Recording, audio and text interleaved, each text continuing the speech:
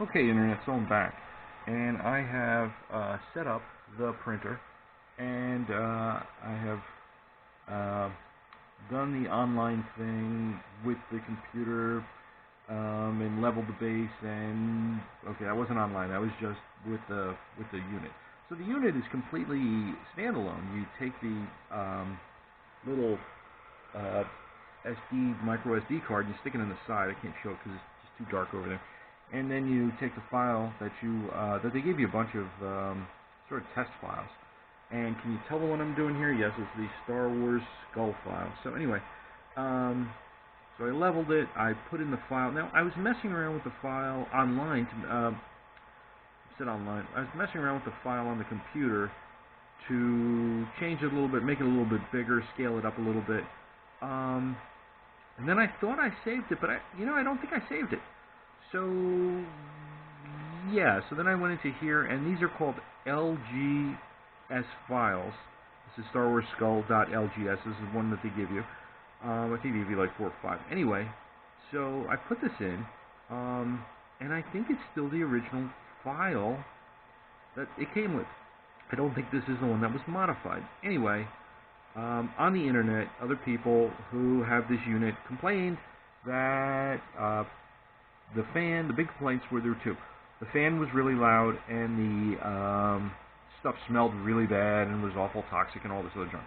Okay, so the fan, it's not that bad. I mean, I don't think it's that loud. I'm not hearing impaired or anything, but I don't know, it doesn't really bother me.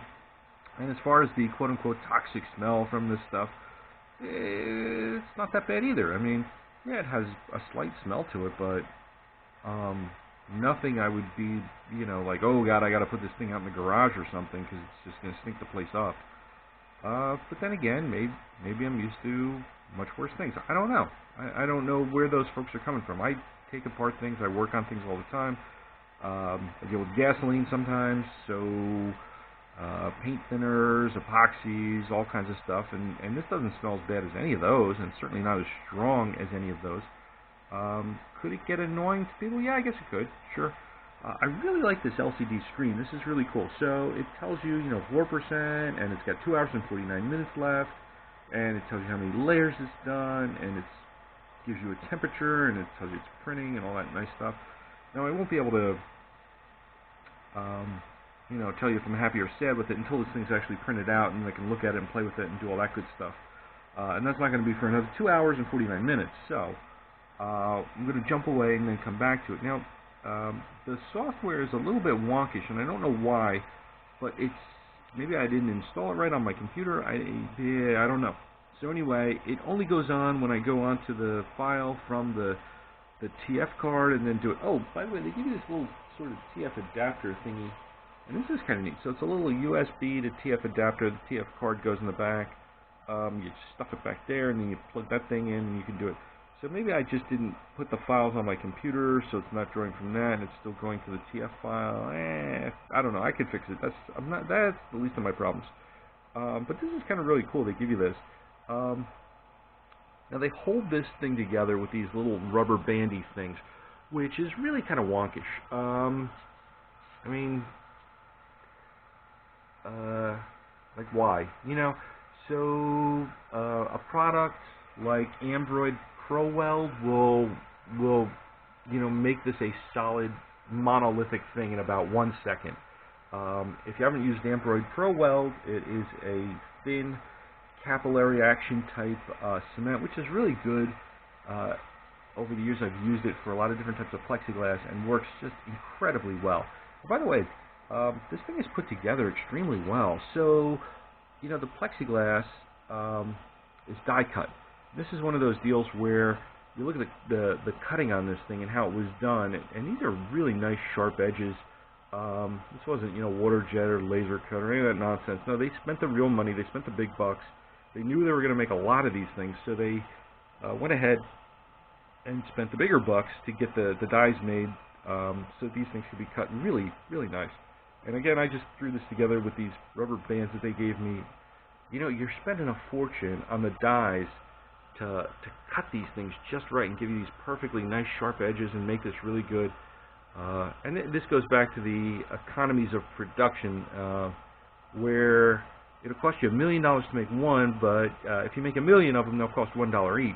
And that's definitely going on over here. They knew that they were going to make a ton of these, so they went ahead and they spent the big bucks and got this thing with the dies made and all that good stuff. And now it sits on here, and the whole purpose of this thing, by the way, is to prevent UV light at a specific wavelength from coming into this and messing up the goo.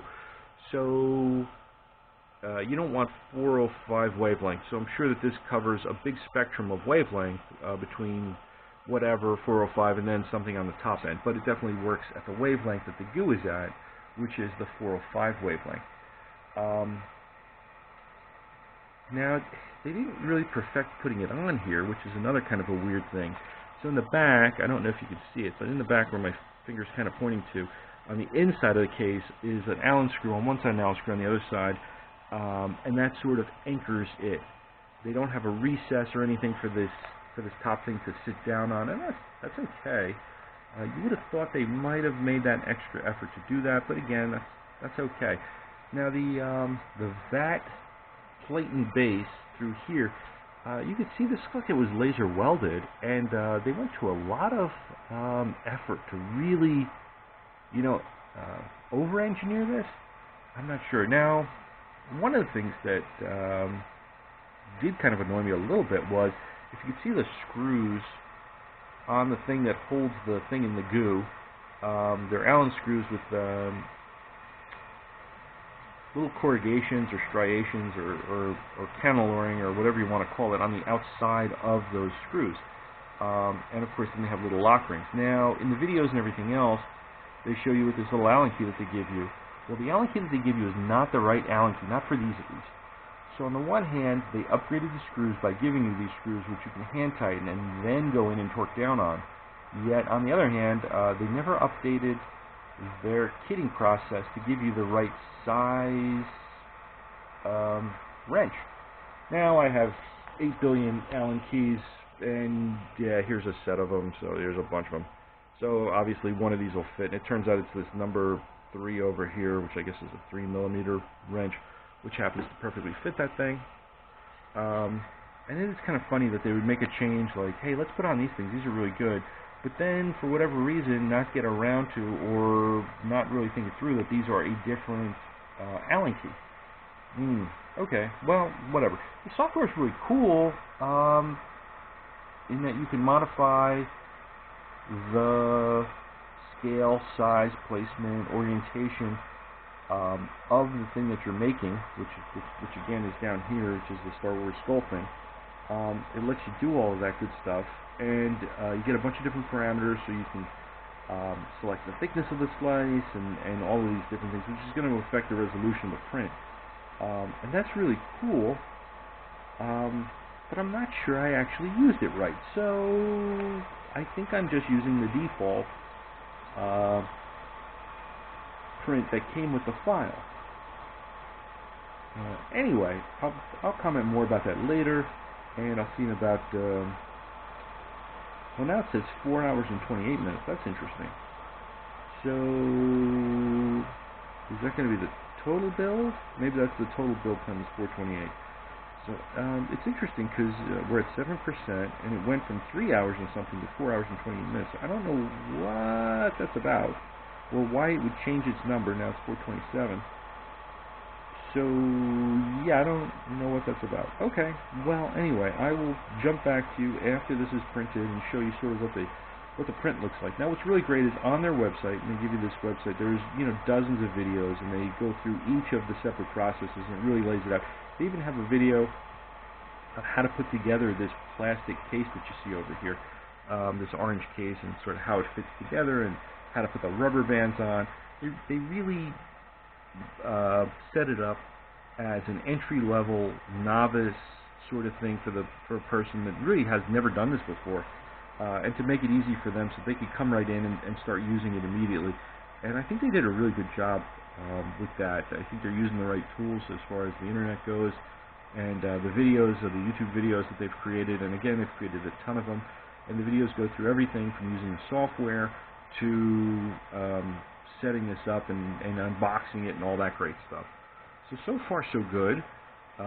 In 4 hours and 27 minutes, 26 minutes, goes back and forth. I don't know what that's about.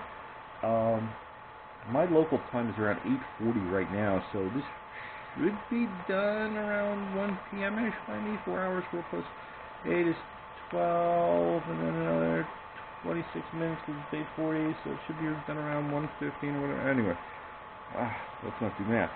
So, this should be done between 1 and 2 o'clock. And if it's not, I'm going to be like, what's going on? Anyway, 21 minutes have elapsed. We're at 8% of the build. And I don't know if you saw this or not, but this little thing goes up and down. Now, this is the only thing that this thing does, is go up and down and up and down and up and down on this ball screw in the back over here. It doesn't move back and forth. There's no back and forth thing. My best guess is there's probably like an iPhone or something down in there, some kind of smartphone down there that's flashing its light and doing each layer at a time and coming up. I'm sure somebody ripped one of these things apart. Maybe Bolter Ave guy, whatever. That guy tears apart everything. So maybe he tore one of these apart, or one of those folks tore these things apart. And they also have videos, by the way, on the website, before I forget, on how to clean this thing and how to empty stuff out and take care of it and keep it like new, which is really good. So that's also a big positive.